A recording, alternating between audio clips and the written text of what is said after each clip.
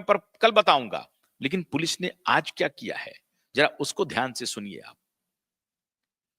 Police ने ये zero in किया कि साहब अगर ये फिंगरप्रिंट नहीं मिल रहा है तो इस जिसको हमने डिटेन किया है इसको अदालत में प्रूफ करना हमारे लिए मुश्किल हो जाएगा।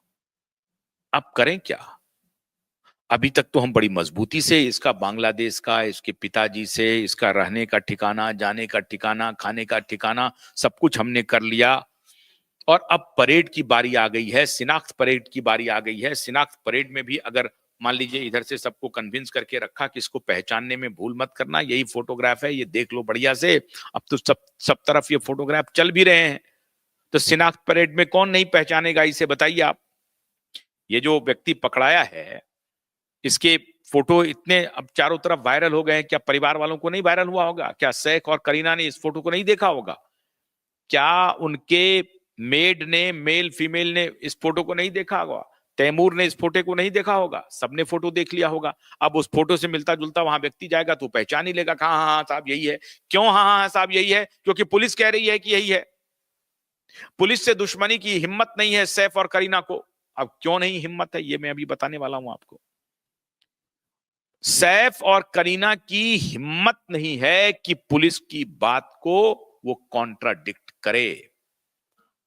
अगर कॉन्ट्राडिक्ट करने की वहां किसी को हिम्मत होगी तो वो जो 4 लोग हैं, 2 फीमेल मेड और 2 मेल, वो 4 लोगों ने अगर मन बना लिया कि नहीं साहब हम इसमें किसी निर्दोष को नहीं फंसाएंगे, अगर हमने देखा है तो मैं सच सच बोलूंगा, अगर उनकी अंतरात्मा अंदर से जग जाए तो वो शायद इनके सारे प्लान पर पानी डाल सकता है। ऐसा हो भी सकता है। उनको लगे कि साहब ये हमारे मालिक जो हैं हमें नौकरी से तो निकाल देंगे, हम कोई ना कोई ठिकाना ढूंढ लेंगे, लेकिन एक एक निर्दोष व्यक्ति को हमारी गलत पहचान से अगर वो फंस जाए तो ठीक नहीं होगा। अब वहां पुलिस क्या रुख अख्तियार लेती है, क्योंकि वहां पुलिस साथ में नहीं होगी, मैंने आपको पहले भी बताया है। वहां शिनाख्त परेड कोई और करेगा, वो जेल में शिनाख्त परेड होगा और जेल को मैनेज करने की पूरी कोशिश की जाएगी। मतलब साहब इसमें सैकड़ों करोड़ वारे न्यारे हो रहे हैं, लेकिन सच को दबाया जा रहा है। खेल बहुत बड़ा है, बहुत बड़ा खेल है।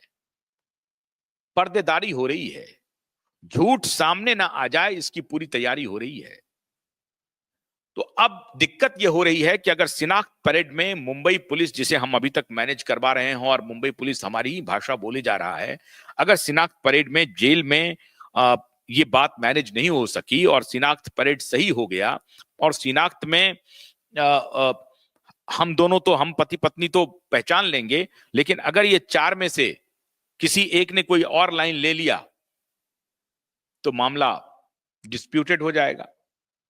मीडिया में यह बात चलने लगेगी साहब कि देखिए किस प्रकार से झूठ फैलाया जा रहा है, और यह बात अगर चलना शुरू हो गई मीडिया में तो हमारे लिए मुश्किल हो जाएगा। अब ये जो विचार है ये दोनों को सोने नहीं दे रहा है, सोने देगा भी कैसे? साहब सच्चाई ये है कि उस रात खबर पुख्ता आ रही है, फिर ये जीरो इन हुआ कि क्या अब्राहम का पिता से रिलेशन अच्छा नहीं है, क्या अब्राहम कुछ हमला कर सकता है? साहब आजकल तो ये हो गया है, कुछ सुनने के लिए बातें आती हैं कि जब पिता के ऊपर संतान ही हमला करने लगे हैं, बेटी और बेटा जो भी है, तो इस बात से इनकार नहीं किया जा सकता कि अब्राहम भी हमला कर सकता है। लेकिन यहां अब्राहम गुनहगार नहीं है, ऐसी खबरें आ रही हैं, और ऐसी खबरें हम तक वही लोग पहुंचा रहे हैं जो लोग कह रहे हैं कि हमने गुनहगार को पकड़ लिया है। हाँ, क्यों साहब? हमने कहा जब आप ये थ्योरी आप ये चला रहे हैं कि हमने गुनहगार को पकड़ लिया है, तो कहा साहब गुनहगार को पकड़ तो लिया है लेकिन फिंगरप्रिंट के मिलान हुए नहीं है, कपड़ों के खून के निशान, इन सबको हमें कोरोबरेट करने में बहुत मुश्किल होगी अदालत में। मीडिया है कि कभी इस मुद्दे से हट ही नहीं रही है। मीडिया लगातार बनी हुई है। मीडिया अगर हट जाए, थोड़ा सा ध्यान भटका दें तो कुछ बात बने।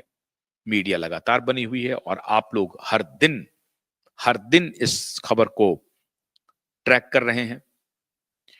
तो ये मुमकिन नहीं है साहब कि आप हमें सबूत नहीं हो और हम इसे कोर्ट में साबित कर दें कि यही गुनहगार है। तो पुलिस को अब ये में बहुत दिक्कत आएगी। अब क्या करें?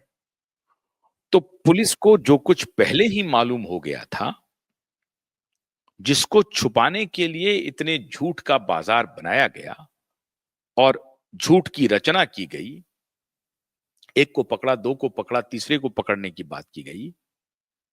अब हमें उसकी भी तहकीकात ठीक से कर लेनी चाहिए और उसके भी एविडेंस पता कर लेने चाहिए।